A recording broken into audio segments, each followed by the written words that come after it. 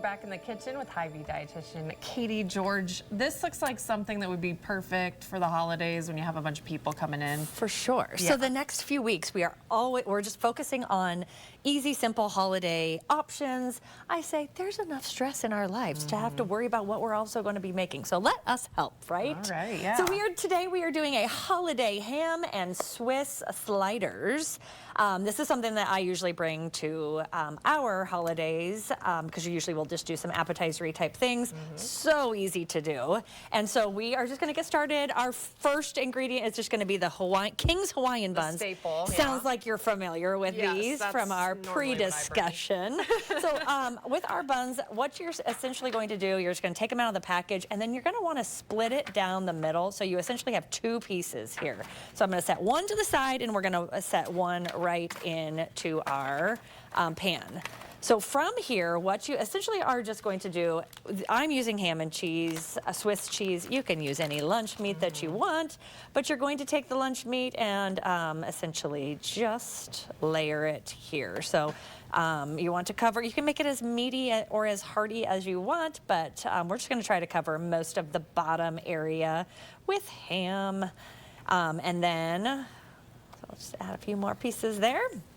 Then we're going to take our Swiss cheese, and again, provolone if you like. If you like cheddar, that's cool too. But we're going to take our Swiss cheese and put this across. So just layering is essentially what we're doing. You're going to take that top bun and go right on top.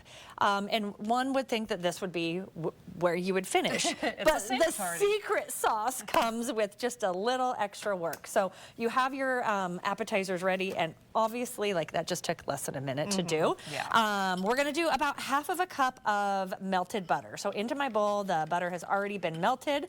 We're going to add some Jazz, also known as Dijon mustard, to this. And so we're going to add about a tablespoon-ish of the Dijon mustard. We're going to add a little bit of a Worcestershire sauce. Can you say that?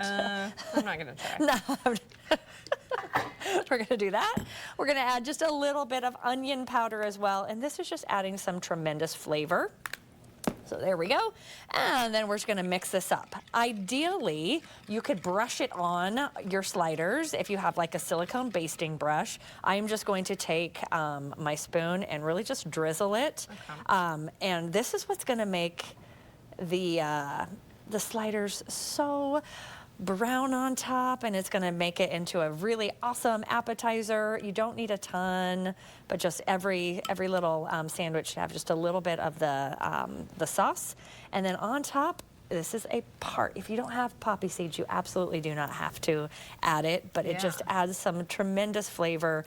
I made this for an appetizer last year, and my husband's family actually thought that I didn't make it. There's like, no way did you make that? And I'm like, well, geez, you make it sound like I can't do anything. Exactly.